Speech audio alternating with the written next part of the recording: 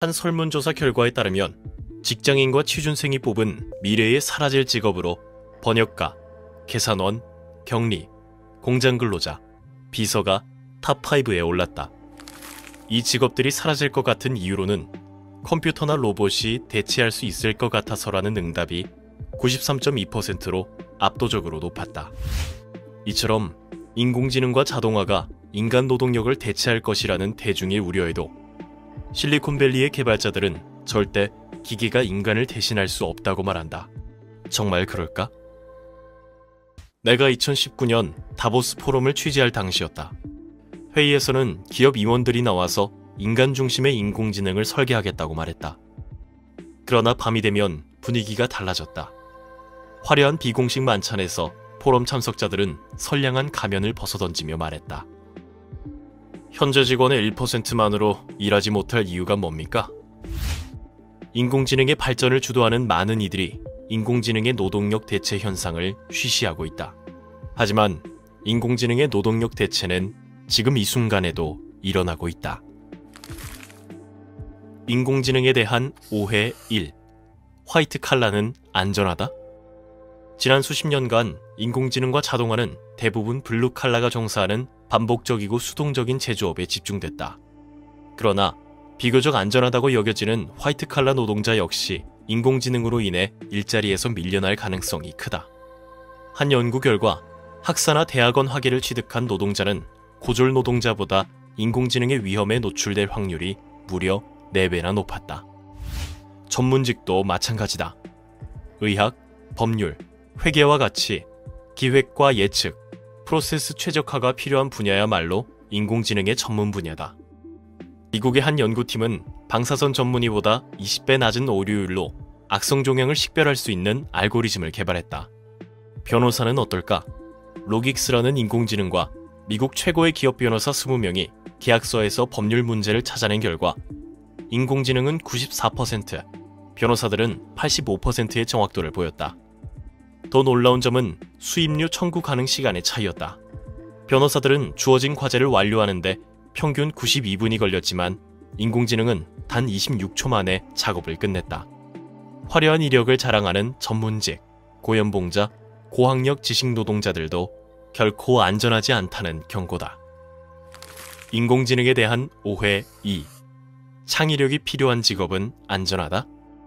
한 전시회에서 인공지능이 그린 그림들이 전시됐는데 수집가들은 수천 달러씩 주고 작품들을 사들였다. 이제는 알고리즘이 시나리오를 쓰고 건축 설계도를 척척 그려낸다. 그럴듯한 노래도 1분 만에 작곡되어 나온다. 더 이상 창의력은 인간의 전유물이 아니라는 말이다. 인공지능에 대한 오해 3. 인공지능과 관련 없는 분야는 안전하다? 세계 최초로 필름을 생산한 카메라 브랜드 코닥은 1988년 무려 14만 명을 고용할 정도로 번창했지만 2012년 파산 신고를 했다. 고화질 카메라가 장착된 휴대폰이 탄생하며 사진을 인화하던 방식에서 웹사이트에 올리는 방식으로 소비자 행동이 바뀌기 시작한 것이다. 코닥을 무너뜨린 것은 자동화가 아니었다. 코닥에서는 자동화가 일어나지 않았다.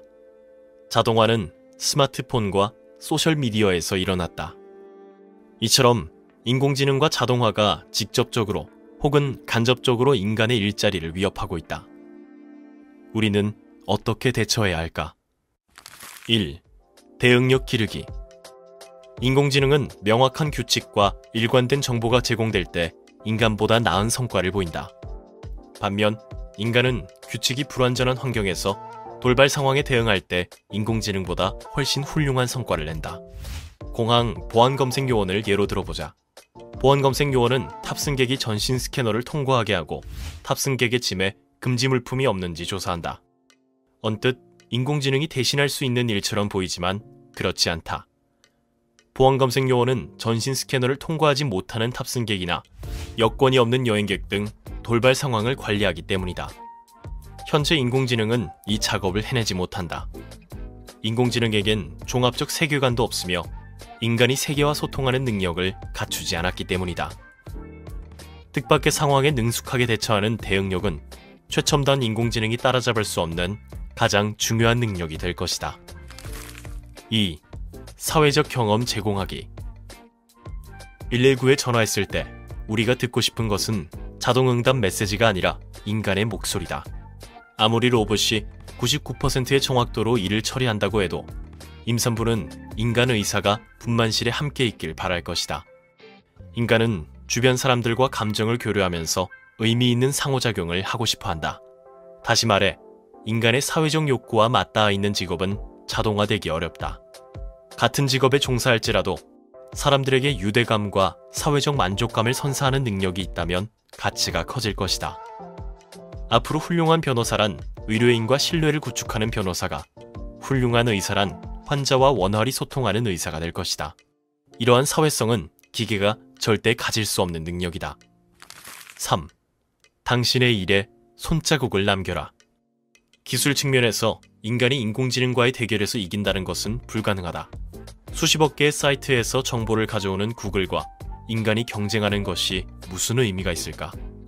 기계의 성능과 경쟁할 것이 아니라 우리가 만드는 제품에 인간 고유의 손자국을 남기는데 초점을 맞춰야 한다. 수제 가방, 수제 가구, 주문 제작 상품 등은 인간의 노력이 많이 필요한 까닭에 오늘날 사치의 지표가 되었다. 노력 휴리스틱이라고 불리는 이 현상은 기계가 인간과 같은 상품과 경험을 제공해도 인간의 노력을 들인 것이 훨씬 선호된다는 것을 보여준다.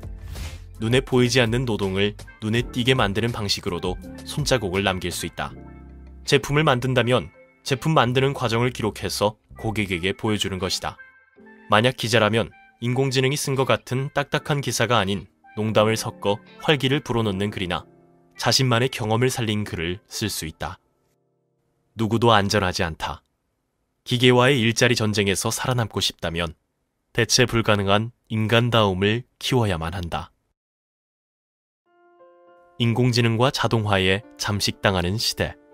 당신의 미래를 보장해줄 9가지 법칙. 퓨처프루프.